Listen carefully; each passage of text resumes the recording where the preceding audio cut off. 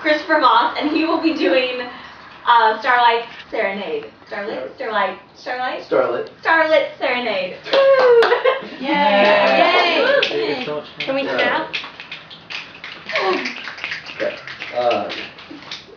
We hummed along to every song we ever knew, licking the lyrics out on scattered starlit scratch pads with the tips of our tongues. Ink-dipped ego trips about love etched out top chart carbon copies. Our cursive grew sloppy, but that hardly seemed to matter. From tattered verses about fictional characters to hymns about God to an a cappella exploring the difference. Every song seemed to be sung specifically for us, and oh, how we both knew it.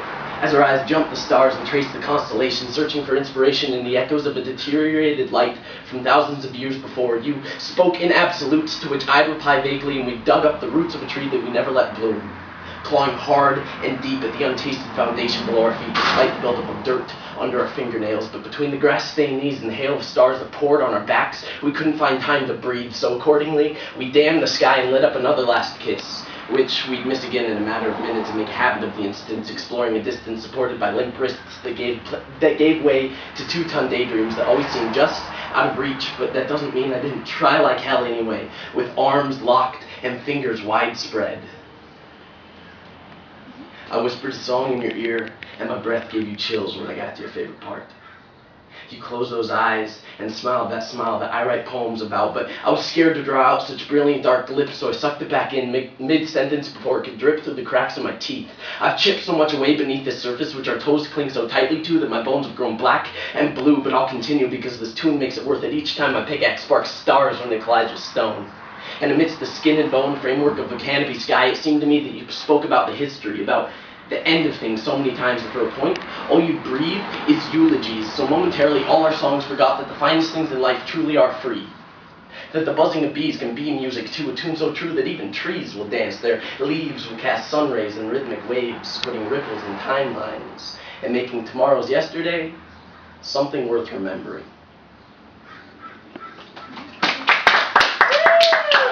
Yeah.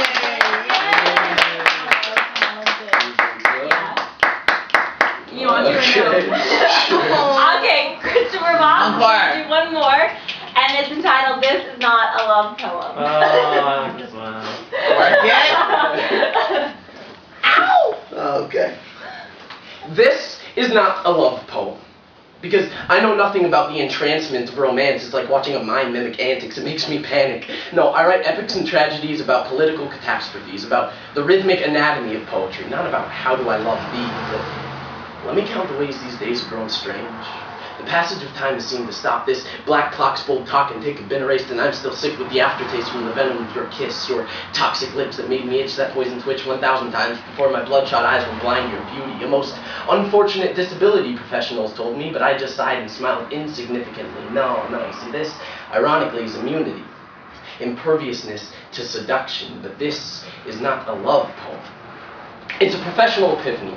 An observation. I've come to the annotation that things like blind fortunes and heart complications are just minor alterations that spark fascinations in lab coats and stethoscopes. Isotopes of foreign hopes are my safety ropes to cope with my distance away from you another day, and there I go again. Every goddamn word I say will start out right, but then convey to betray me with the cliché decay of a fluttering heart. And on this day when time has stopped, I'll relock my jaw that dropped, and with blind eyes this mental case will try to trace the chalk outlines of my lucid days with the white spine of the brain stem. But this is not a love poem, because I refuse to be entranced by romance.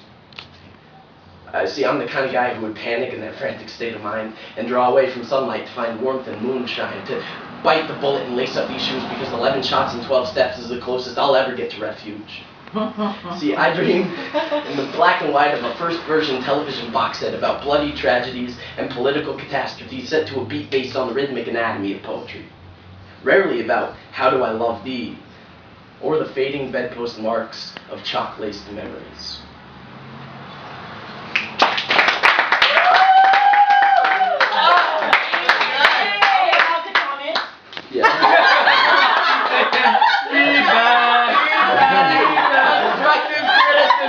It's not a monologue. It's not, but if you're going to send something to a contest, I would recommend the second one. All right. That's awesome. We just came to life, and the first one is just not like that.